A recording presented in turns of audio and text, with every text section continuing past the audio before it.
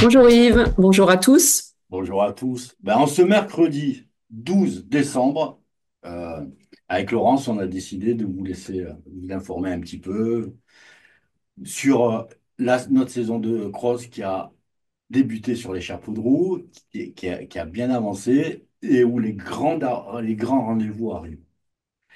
Laurence, là on a sur l'écran, on a le site internet événementiel de la Ligue. On a une petite vignette Cross région Sud, saison 2024-2025.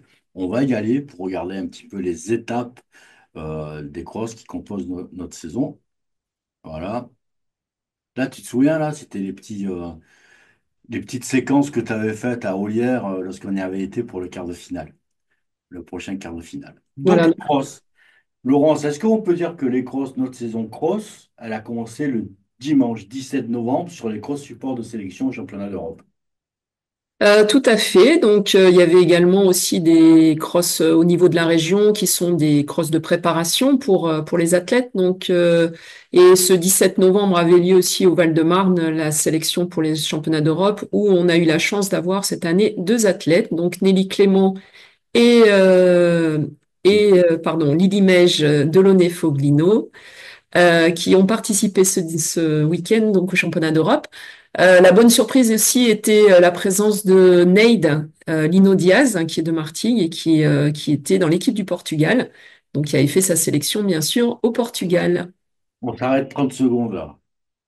Comment ça? Moi, les crosses de sélection pour les championnats d'Europe. Moi, dans ma tête, j'avais imaginé qu'on était sur des strates comme ça, logiques. On a des championnats départementaux, des championnats régionaux, des championnats d'Europe et des championnats du monde. Championnat de France au milieu, championnat d'Europe, championnat de France. Et que dans tout ce processus-là, chaque strate de cross qualifié pour l'étape supérieure. Mais apparemment, c'est pas comme ça que ça fonctionne sur les Non, Europes. non. Tu m'expliques, parce que Mm. comme si Enfin, j'avais 3 ans, comment ça fonctionne pour aller sur les championnats cross d'Europe. ok. Du coup, en fait, les championnats d'Europe de cross sont tôt dans la saison ou tard, ça dépend de quelle manière on se positionne. Du coup, ça implique que les championnats de France ne peuvent pas être support de ces championnats. Donc, il y a des courses de sélection qui sont mises en place et qui permettent de dynamiser aussi certains crosses en France, et ça depuis donc déjà quelques années. Donc du coup, la FFA, les instances, elles disent, bon, l'année prochaine, les croches de sélection, ça sera tel endroit, tel endroit, tel endroit. Parce qu'apparemment, d'après ce que j'ai compris, ils désignent plusieurs crosses de sélection pour sélectionner telle catégorie, telle catégorie, telle catégorie. C'est ça? Oui, c'est ça. Donc, du coup, c'est pour essayer de répartir un petit peu, je dirais, le niveau des athlètes sur deux ou trois organisations pour alimenter aussi les pelotons des crosses un peu phares qui ont lieu en France. Certains crosses sont aussi avec le label World Athletic, comme Carré, le cross de Carré, et donc permettre de marquer aussi des points pour les athlètes au ranking. Donc c'est important, intéressant. Et certains autres crosses aussi ont une tradition avec des partenaires. Et effectivement, il faut qu'ils aient quand même un niveau sportif suffisant. Si on mettait toutes les sélections sur un seul cross, malheureusement, on pénaliserait, pour l'instant en tout cas, des crosses qui ont des partenaires et qui mettent des moyens pour accueillir les athlètes. Ok, donc du coup, sur les crosses de sélection, les athlètes, par exemple, de notre région qui vont sur un cross de sélection, ils s'engagent sur le cross normalement, sur les épreuves qui leur correspondent à leur catégorie, et en fonction des résultats, de leurs résultats, de leur positionnement sur les résultats, ils sont sélectionnés ou pas. C'est ça? En fait, il y a des modalités de sélection qui sont écrites par la Direction technique nationale, qui sont communiquées donc sur le site fédéral, qui sont communiquées aussi aux athlètes et aux entraîneurs qui sont sur les principaux suivis nationaux. Et donc, effectivement, il y a un nombre qui chaque année peut être mis en question, mais pour l'instant, voilà, qui est de 5 athlètes par catégorie sur, chaque cross, sachant qu'il y a toujours quatre pris sur le terrain et un à la discrétion un peu de la direction technique qui permet, en fonction de faits de course, de pouvoir éventuellement rattraper un athlète qui aurait échoué sur le cross de sélection, soit parce qu'il est tombé, soit parce qu'il était malade. Cette année, ça n'a pas été le cas. Les cinq premiers de chaque course ont été retenus, hormis peut-être pour le cross senior femme, où Manon Trapp, par exemple, avait couru à Lonne, n'était pas sur le cross de sélection à Carré et a été retenue quand même dans l'équipe de France au vu de ses précédents résultats. Ok. Donc du coup, nous, deux athlètes de notre région ont été sélectionnés. Tu t'en parlais tout à l'heure, c'est Lily Mage Delaunay, c'est ça, Lily Mage Delaunay, et, euh, et Nelly Clément, dans des catégories différentes. Tu les as accompagnés, donc on est là. Là, quand je reprends Cross Europe, et donc on est au dimanche 8 décembre. Alors la course de sélection, c'était 17 novembre, un mois après. Un mois après, on est le 8 décembre et on part en Turquie, en Antalya, où se déroule ce cross, ces Europes de cross. Comment ça s'est passé alors, du coup? Alors, du coup, ces Europes de cross, bah, là, tout a été bien fluide. Bon, pour ma part, moi, j'accompagnais plutôt les équipes juniors, donc j'étais plus avec Lily, tout en ayant un petit œil sur Nelly.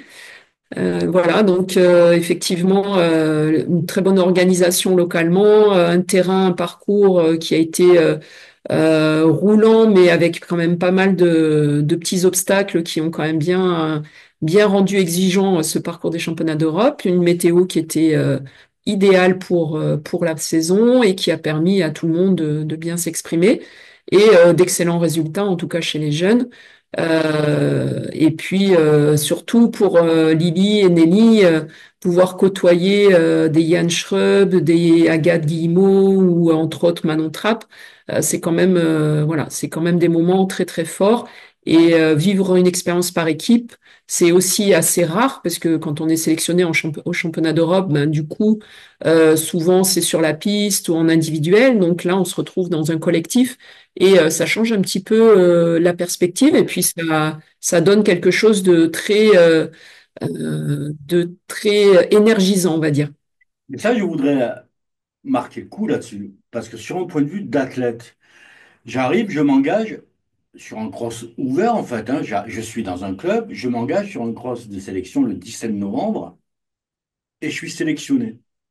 Mais j'y vais sur ce cross le 17 novembre avec le maillot du club. Donc j'arrive, je cours, je suis sélectionné, je fais une super performance, je suis sélectionné et je bascule dans l'équipe de France. Ah ben oui, Ah, oui, ah mais clairement. Donc bien j'ai sûr, atteint le Graal, j'ai sur mon survêtement, j'ai France et tout dessus, quoi. C'est ça? ben, l'équipe de France, c'est effectivement la tenue avec cette année la chance d'avoir la tenue olympique, à savoir les mêmes couleurs que vous avez pu voir au jeu. Et ça, je pense que pour des jeunes, c'est quand même quelque chose d'énorme de se retrouver dans cet équipement avec le même sac à dos que les athlètes olympiques, donc le même survêtement. Je crois qu'il y avait ce petit plus cette année qui va les marquer de manière indéniable. Mais effectivement, toutes les sélections d'équipe de France se courent avec le sponsor de l'équipe de France, qui est Adidas, et avec les couleurs bleu, blanc, rouge. Bleu, le rouge étant légèrement rosé cette année, ou légèrement saumoné, suivant. Mais parce que je parle de ça parce que je les écoute, je les entends, les athlètes, quand ils reviennent de ces sélections, l'équipe de France, porter le maillot de l'équipe de France, c'est une fierté qui restera dans leur mémoire à vie, quoi, hein. Et, euh, et arriver à basculer sur une équipe de France comme ça, après une performance sur un cross, c'est, c'est, c'est un lien direct, c'est un circuit court, je dirais, hein. C'est quand même Oui, assez ben, fabuleux et assez exceptionnel, mais bon, il faut du Bah, talent aussi. exceptionnel, oui et non, puisque en fait, voilà, que ça soit sur la piste ou là en l'occurrence sur les Pareil. courses, on fait des compétitions, je dirais nationales, hein, et à partir de ces compétitions nationales où se rencontrent les meilleurs, si on est bien placé et qu'on rentre dans les critères, on est sélectionné sur la piste. Si on fait les minima, on est sélectionné. Du coup, c'est une logique qui existe depuis tout le temps, qui a des moments clés pour faire réaliser certaines performances et qui permettent de rentrer dans les modalités telles qu'elles ont été fixées.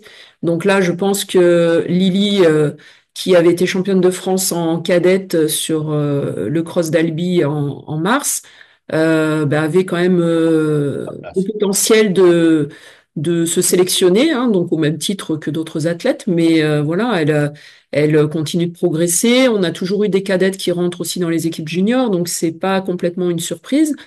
Et puis on en avait trois là cette année sur les cinq, hein, qui passent seulement junior et qui étaient encore cadettes au niveau international ce week-end. Et puis du coup pour Nelly, c'est vrai que c'était un peu plus surprise, mais elle a quand même montré des choses sur la montagne qui font qu'elle a aussi le mental et puis le physique pour le cross. Et elle avait quand même fait 10e au championnat de France en étant deuxième espoir, donc elle faisait partie aussi des athlètes qui pouvaient prétendre largement à une sélection, même si on sait que ben voilà rien n'est écrit et qu'il faut se battre le jour J, être présent le jour J. Et c'est l'avantage aussi de ces sélections en cross, c'est que en fait voilà il n'y a pas de comparaison de temps sur des épreuves différentes, tout le monde se rencontre le même jour, la règle du jeu elle est commune. Et donc, du coup, il n'y a pas de discussion quand les sélections sont prononcées. En train de m'expliquer qu'on a une bonne marge de progression future, de potentiel en fait. Si on revient sur les performances notamment des deux, de Lily et de Nelly, euh, elles se sont illustrées. Enfin, est-ce qu'elles étaient au rendez-vous des performances les deux?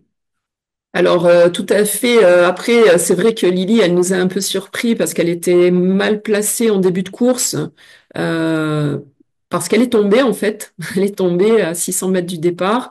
Donc, du coup, effectivement, quand on tombe à ce niveau-là, on perd quand même quelques précieuses secondes. On se retrouve dans un paquet qui est pas forcément le rythme dans lequel on doit courir.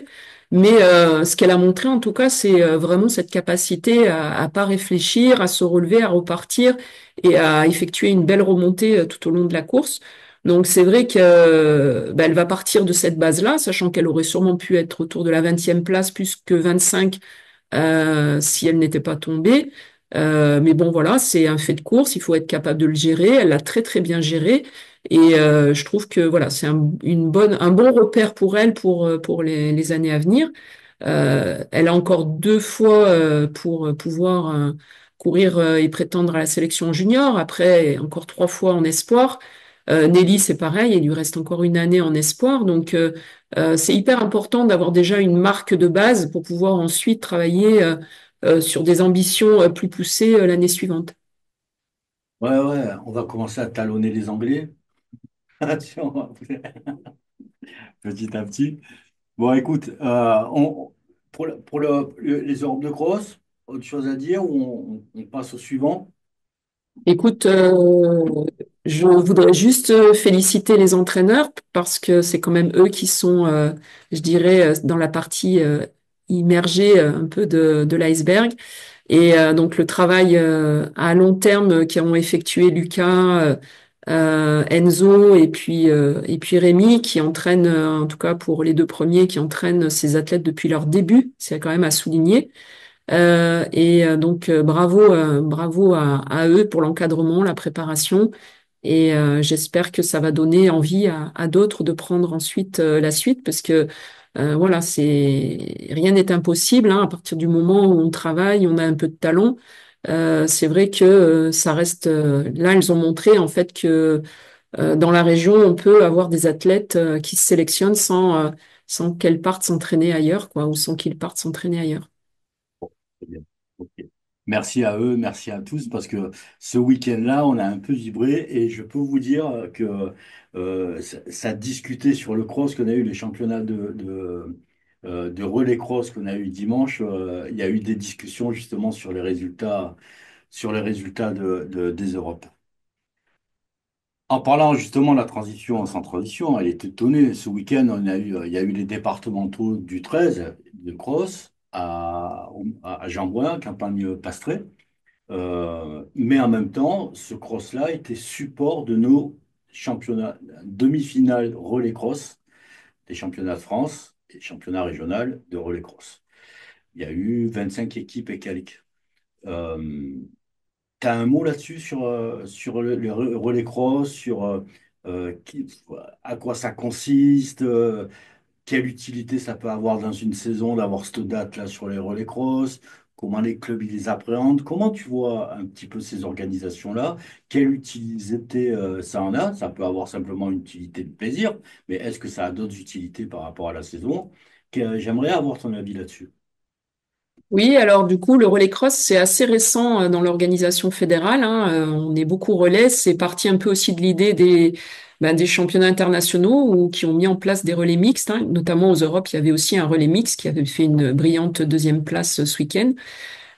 Du coup, effectivement, cette notion de relais mixte, elle est intéressante parce que du coup, elle est facile à mettre en place au niveau d'un club avec deux filles, deux garçons.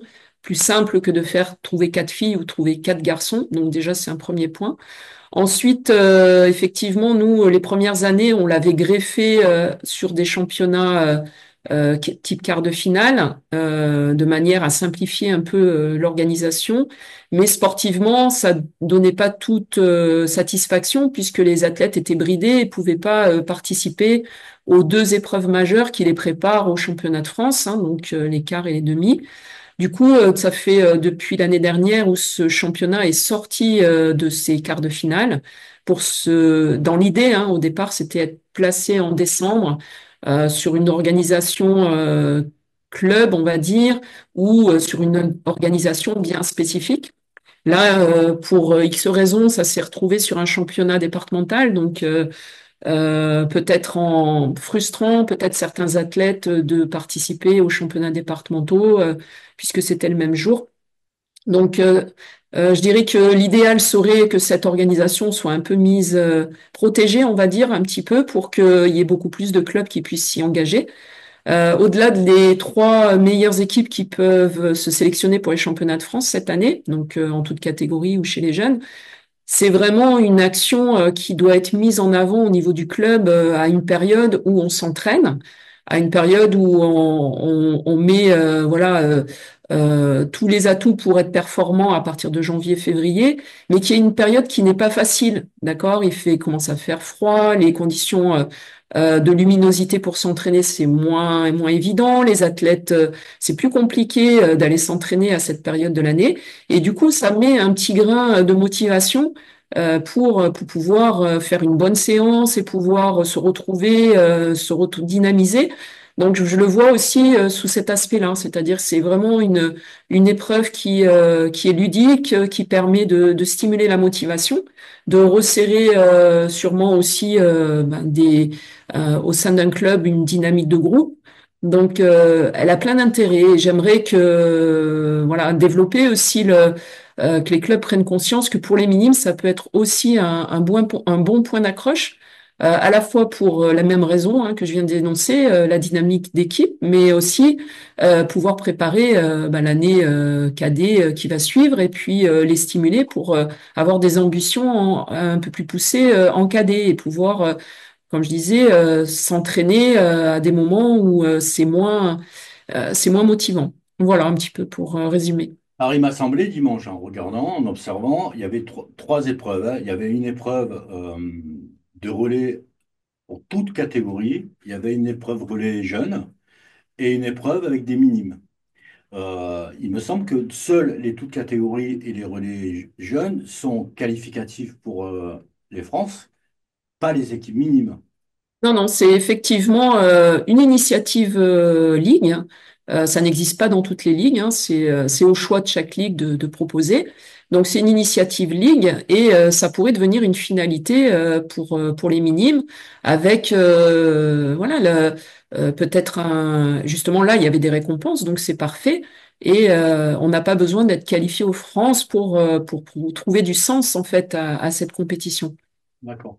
Et donc, tu parlais de trois équipes sélectionnées, mais c'est trois équipes par épreuve, hein, trois Oui, épreuves par catégorie, hein. Donc, ça oui, fait. oui. Six. Est-ce que toutes les ligues ont six équipes à qualifier? Comment ça fonctionne et comment et par qui s'est décidé le nombre d'équipes qualifiées par ligue?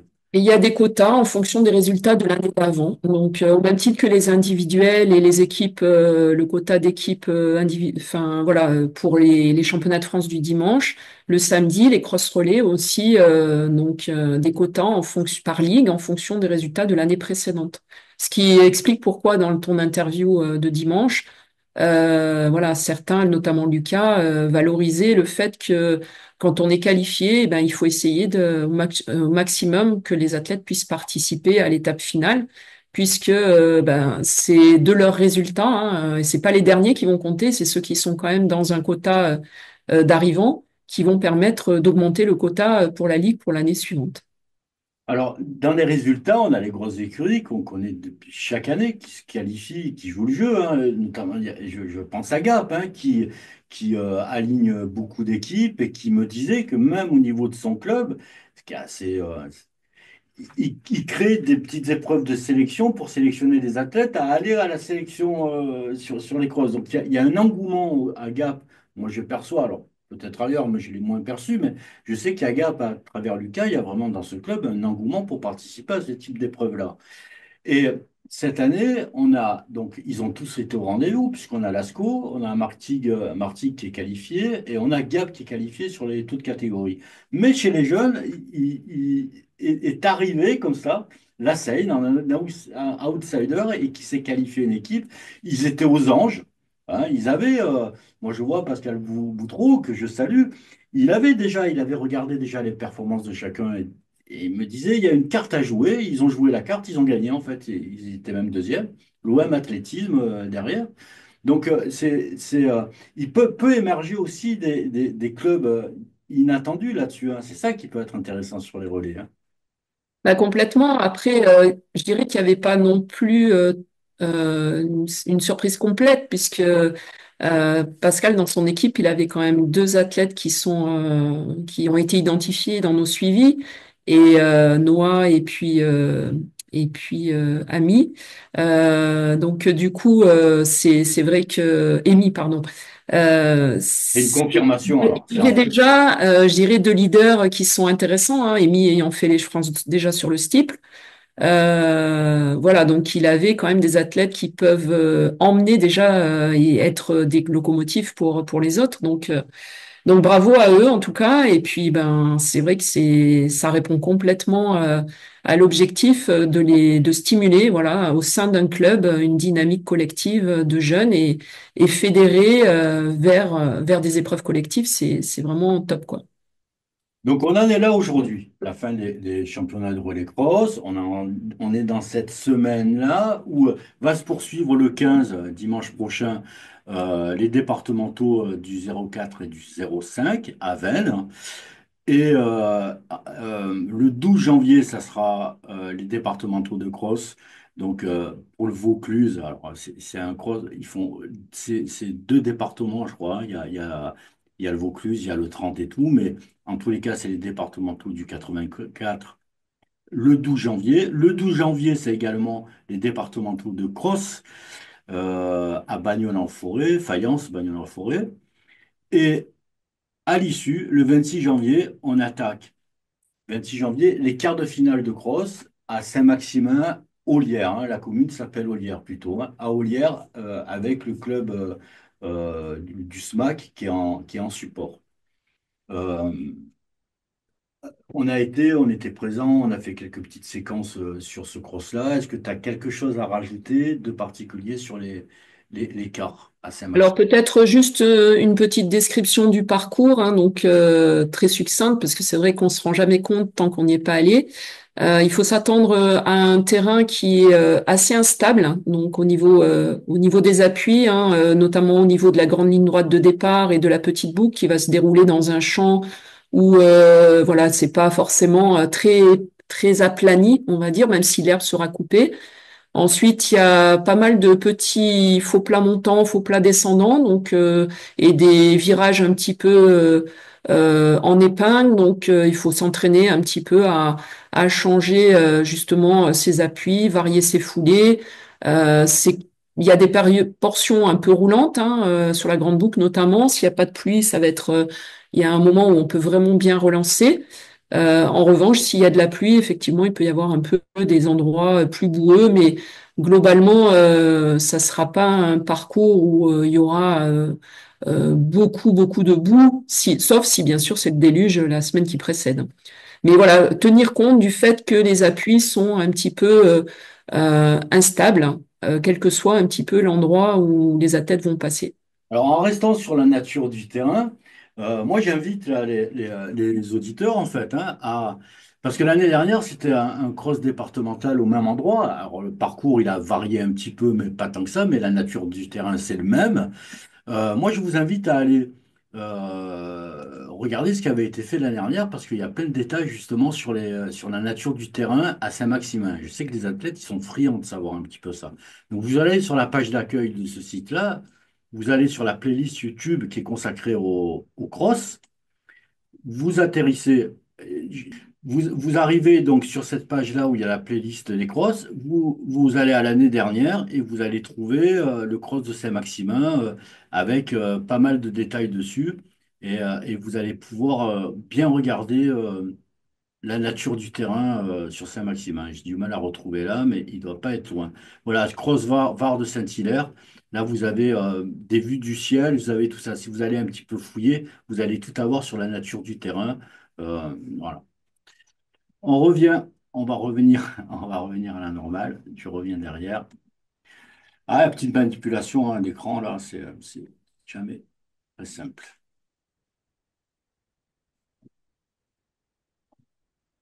Voilà. OK. Donc, on est sur l'écart. Donc, l'écart, alors, moi, je dirais que c'est un peu caillouteux aussi, hein. Je ne sais pas ce que tu en penses, toi. Oui, il y a des portions aussi, alors à la fois de l'herbe à vache et puis à la fois du sentier et des endroits aussi où il y a un petit peu de cailloux. Ça part sur un grand champ, ça peut partir, il y a des bouts qui partent à droite où là, il y a pas mal de petits cailloux. S'il pleut, il peut y avoir un peu de boue également. On fait un petit peu le tour un peu dans les vignes, on revient.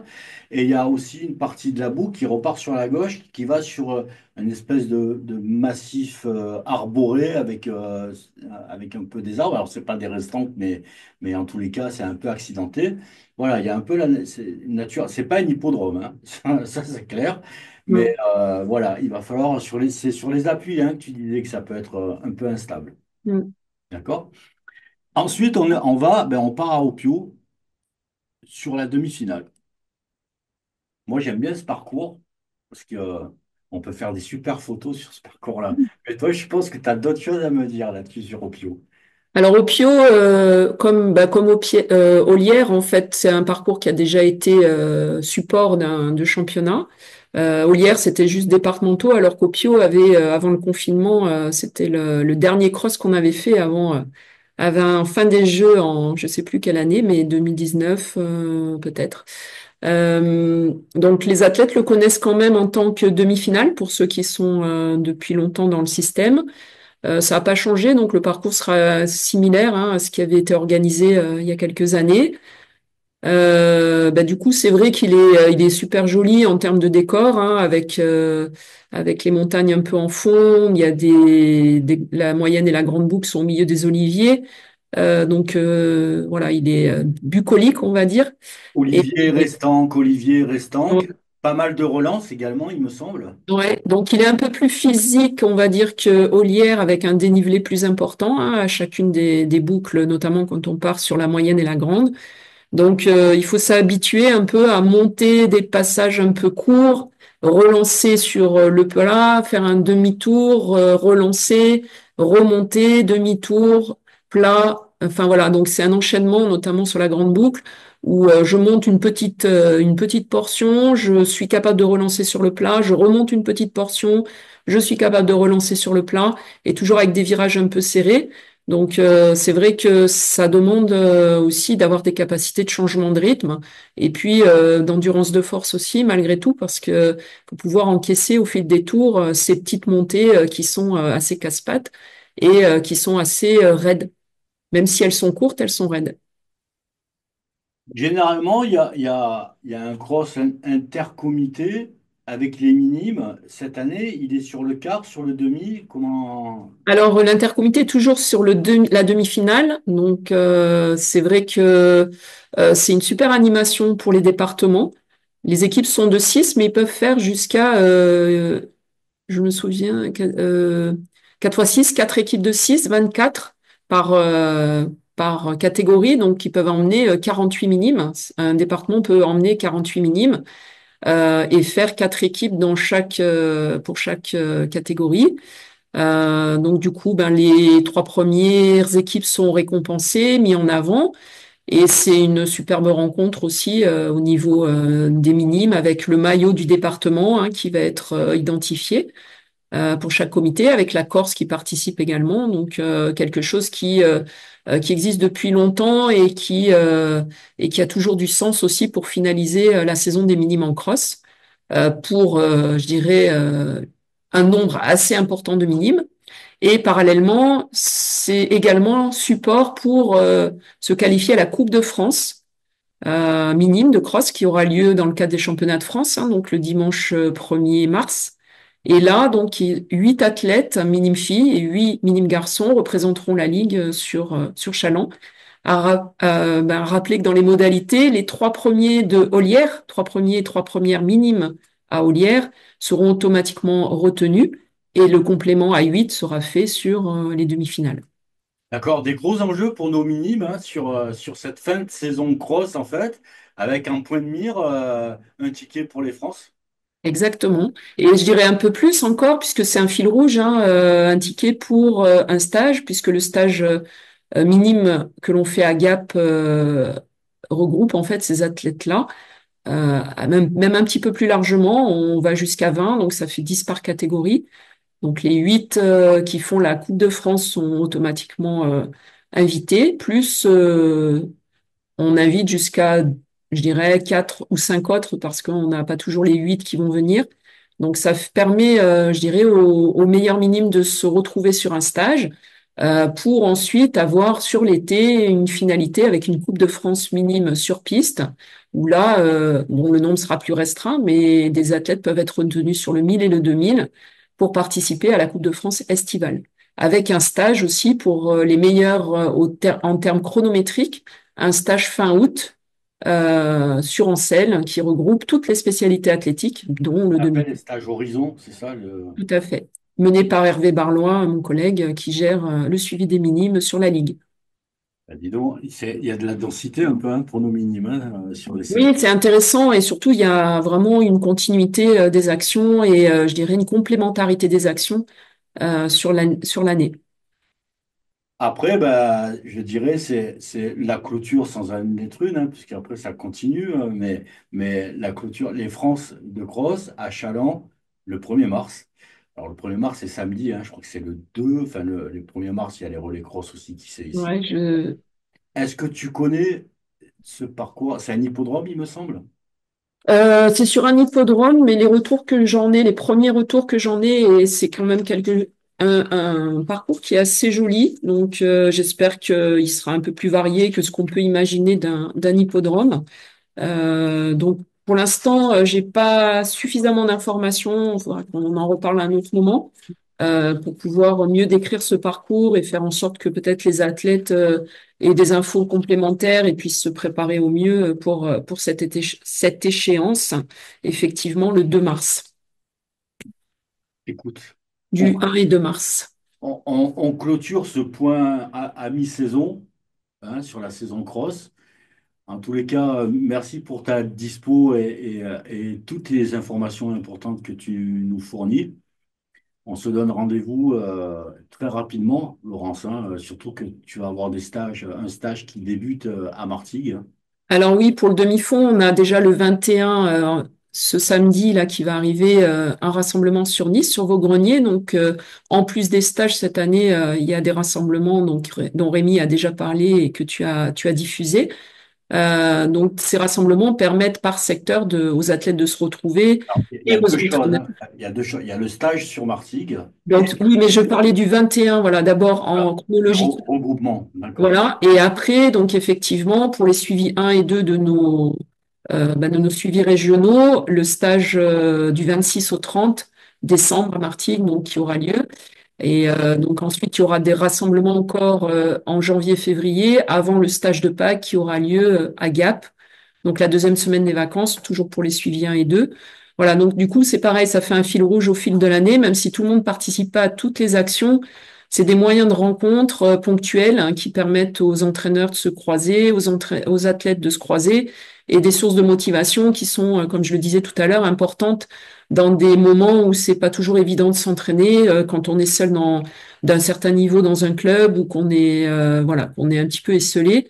Et même si on n'est pas isolé, c'est toujours bien de partager et comme je dis, de sortir de son jardin pour un petit peu se mettre en danger, entre guillemets. Enfin, tout danger est relatif, mais pour pouvoir mieux aborder après les épreuves nationales. Ouais, c'est de l'analyse de pratique, d'échange de pratique, et puis on mutualise là-dessus. Merci beaucoup, Laurence. Et puis on fera des points comme ça régulièrement le long de la saison. On aura l'occasion de vous revoir. J'aurai l'occasion de te réinviter. Merci pour tout ça. Merci à toi, Laurence. À très bien, à très vite. Merci à vous et puis surtout faites attention aux dates limites d'engagement. Oui, on reviendra dessus et on en parlera bien sur les dates limites d'engagement. Et pourquoi il y a des dates limites d'engagement, ça serait aussi bien de l'annoncer et de le dire.